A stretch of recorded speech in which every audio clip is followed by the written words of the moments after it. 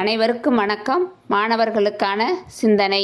விடுமுறையை பாதுகாப்புடனும் பயனுள்ள வகையிலும் கொண்டாடுங்கள். விடுமுறை என்பது நிறைவடைந்த கல்வியாண்டில் உழைத்து படித்த நீங்கள் மனரீதியாகவும் உடல் ரீதியாகவும் உங்களுக்கு ஓய்வு தேவை என்பதன் காரணமாகவே விடுமுறை விடப்படுகிறது. அது மட்டுமல்ல, வெயிலின் தாக்கம் அதிகம் இருப்பதும் காரணமாகும். ஆனால் விடுமுறை என்ன காரணத்திற்காக விடப்படுகிறதோ அதையெல்லாம் புறந்தள்ளிவிட்டு நீங்கள் மனம் போன போக்கில் செயல்படுகிறீர்கள். அது தவறு.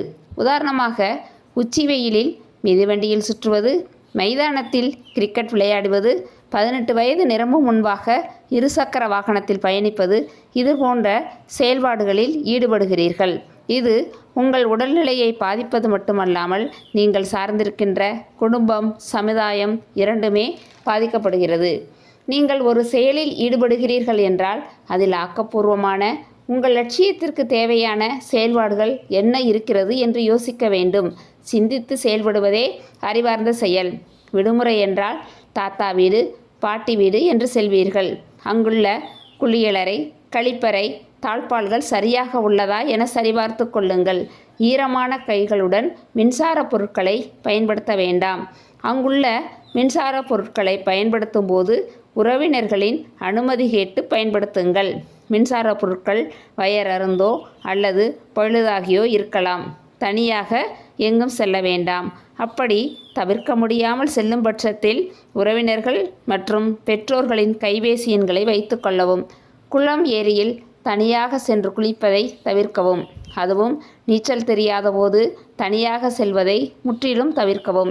ஒரு நாளில் உள்ள 24 மணி நேரத்தை பிரித்து கொள்ளுங்கள். உடல் ஆரோக்கியத்திற்காக 2 மணி நேரம், ஓய்வு மற்றும் தூக்கத்திற்காக 9 மணி நேரம், விளையாட்டிற்காக 2 மணி நேரம், உடற்பயிற்சிக்காக 1 மணி நேரம், முதியோர்களுக்கு உதவி செய்வதற்காக 2 மணி நேரம், பெற்றோர்களுக்கு உதவி செய்வதற்காக 2 மணி நேரம், தன்னுடைய வேலைகளை தானே செய்வதற்காக 2 மணி நேரம், பிற வேலைகளான சாப்பிடுதல், குளித்தல், நட்பிற்காக 2 மணி நேரம், வாசிக்க 2 மணி நேரம். இப்படி சிறுவயது முதலே திட்டமிட்டு நேரத்தை பயன்படுத்த கற்றுக்கொள்ளுங்கள். சுவர் எரிந்தால்தான் சித்திரம் வரைய முடியும். சில மாணவர்கள் பள்ளி நாட்களில் சரியாக சாப்பிடாமல் வயிற்று வலி, வயிற்றுப்புண், நோய் எதிர்ப்பு சக்தி குறைவு, ஹீமோகுளோபின் குறைவு போன்ற உடல் உபாதைகள் இருக்கும். அதை ஆரம்பத்திலேயே சரி செய்து கொள்ளுங்கள்.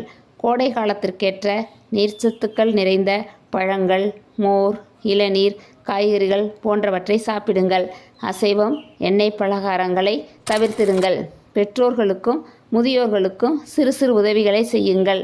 அருகில் உள்ள நூலகத்திற்கு சென்று பெரிய எழுத்துக்களில் உள்ள கதைகள், நகைச்சுவை துணுக்குகள் வாசியுங்கள்.